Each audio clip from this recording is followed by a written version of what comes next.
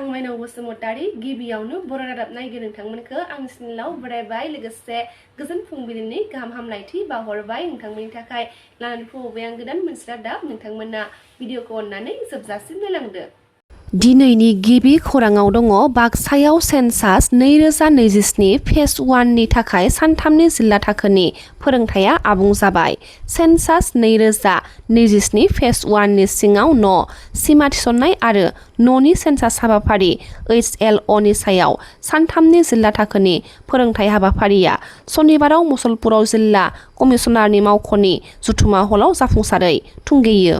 मख'नो गोनांदि बाक्सानि जिल्ला कमिसनार किमनै सांसान IAS आ फोरोंथाय हाबाफारिनि जोबथा सानाव बाहागो लाफैदों आरो सोलिनायखौ नायगिदिंहोदों। फैगौ सेन्सास हाबाफारिखौ जाफुंसारै मावफुंनो थाखाय बिबानगिरिफोर आरो फिल्ड मावसुमाफोरनि थियारिखौ गोख्रों खालामनो बे हाबाफारिखौ खुंफुंनाय जादों होनना मिथिहोदों। आसामनि तिनसुकिया जिल्लानि हिलिकाघाटआव दैमानि जाम्फैयाव थांनानै गोमालांनाय सानै सुबुंनि गोथै सह'खौ जाथायनि उनाव गासै 48 घन्टानि उनाव बोखांनो हानाय जादों। थैनाय सुबुंफोरखौ शंकर कालांदि 33 बोसोर बैसोनि आरो बिनि देरसिन बैगु रेजिना कालांदि गगৈ 34 बैसोनि होननानै सिनायथिनाय जादों। सुप्रिम कर्टआ खामानि मावबाय थानाय फोरोंगिरिफोरा गावसोरनि खामानिखौ लाखिनो थाखाय टिचार इलिजिबिलिटि टेस्ट टेटखौ पास खालामनाया गोनांथार होननानै बिथोन फोसावदों। बिथोननि बायदिब्ला आथिखालाव सिबिथायाव थानाय फोरोंगिरिफोरा गावसोरनि मासियाव थाबाय थानो थाखाय टेटखौ पास खालामनांगोन। जोबथा अक्ट'आ 2028 मायथाइनि 31 आगस्तसिम फोसावजाबाय। मख'नो गोनांदि बे बिथोना आथिखालनि फोरोंगिरि मावफारियाफोरनि सायाव बाहायजागोन जाय फरायसालिनि सोलोंथाइनि थाखाय गनायजाथाव गोनांथिफोरजों लोब्बा लाखिनानै गनायथि मानदान्दाखौ गोख्रों खालामो।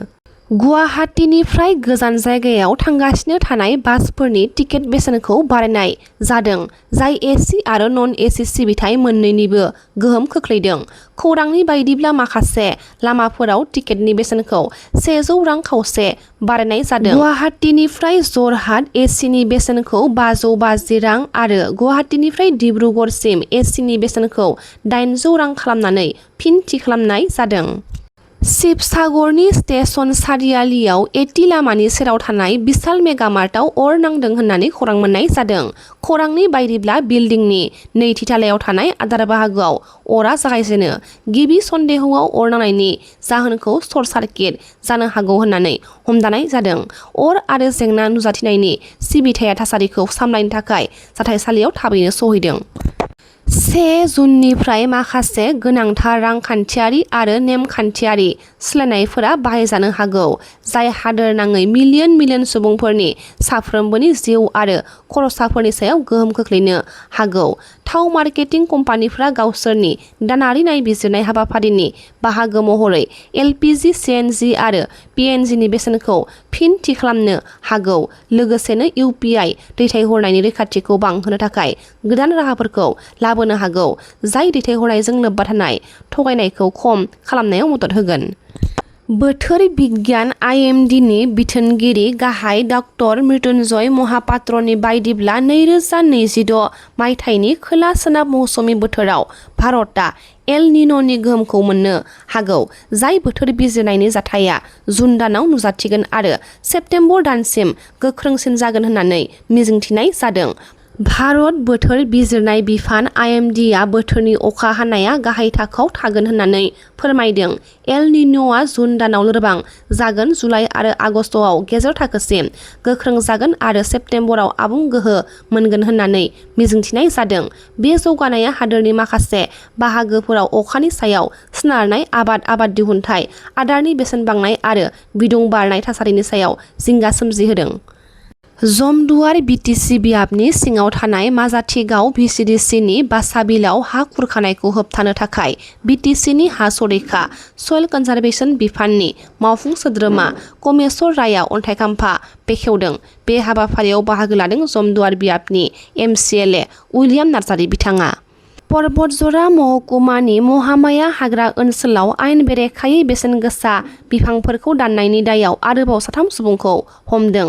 हमजानाय सुबुंफोरनि मुंखौ बाहार आली, रबियाल आली आरो पासान आली होनना मिथिनाय जादों। मिथिनो मोननाय बायदिब्ला महामाया हाग्रा ओनसोलाव आयेन बेरेखायै बेसेन गोसा सालनि बिफांफोरखौ दाननानै दंफां जागायनायाव बिसोर थोंजों एबा खेंसालियै लोब्बा थानायनि अजद दङमोन। मख'नो गोनांदि बावैसो सिगां जालबिला भिसिडिसिनि गाहाय फोरोंगिरि आबुल शेखखौ आयेन बेरेखा दंफां जागायनायाव लोब्बा थानायनि दायाव हमनायनि उनाव बे जाथाया गोबां राजखान्थि आरो समाजारि दावराव सोमजिहोदों। बड'लेण्ड मुलुगसोलोंसालियाव सानथामनि हाबाफारिजों फोरोंगिरिफोरनि मावबादा आरो फोरोंथाय हाबाफारि जागायदों, जेराव माखासे गोख्रों बाथ्राखौ खौरांगिरिफोरनि सोंथियाव फोरमायथिदों। बियो एकदम नंखाय प्रपागेन्डा, फल्स प्रपागेन्डा। बड'लेण्ड इउनिभारसिटिखौ बदनाम खालामनो, बेनि एकाडेमिक प्रडाक्ट्सफोरखौ दिनै बदनाम खालामनो बा इन्स्टिटिउसनखौ बदनाम खालामनो थाखाय मोनसे दुष्ट चक्रआ इउनिभारसिटिखौ गाहायाव लांनो थाखाय बे प्रपागेन्डाखौ बदनामखौ खालामदों मिडियायावहाय उइदाउट एनि फेक्टस एभिडेन्स बे जिनिसखौ खालामदों। बे दानिल' खोथा नङा, बड'लेण्ड इउनिभारसिटिखौ गोदोनिफ्रायनो सम लायै सम बदनाम खालामनो थाखाय माखासे चक्रआ बेबायदि खामानिखौ मावबाय थायो। आरो एबारबो बड'लेण्ड इउनिभारसिटिनि जानाखि PhD डिग्रिखौ लानानै मोनसे भुवा नंखाय फोसावबाय मिडियायाव, बे कमप्लिटलि बेसलेस नंखाय, बाव खुनु जुक्ति गैया, एभिडेन्स गैया। जों मिथिगौ स्वयं आंबो सासे बे इउनिभारसिटियावनो रिसार्च स्कलार हिसाबै खामानि मावगासिनो दङ दासिमबो। माने PhDआ एथ' सहसै एडमिसन मोना, बेनि थाखाय नोङो बिराद प्रसेस दङ। एन्ट्रेन्स जायो, रिटेन टेस्ट, रिटेनाव पास जाबासो नों कम्पिउटार टेस्ट, भाइभा टेस्ट जायो, बेनिफ्राय कर्स वार्क थायो। कर्स वार्कआव 6 मान्थ्स मोनसे माबा थायो, मोनबा पेपारनि। बे एग्जामखौ पास जाबासो नोङो फर्मेलि सासे PhD स्टुडेन्ट हिसाबै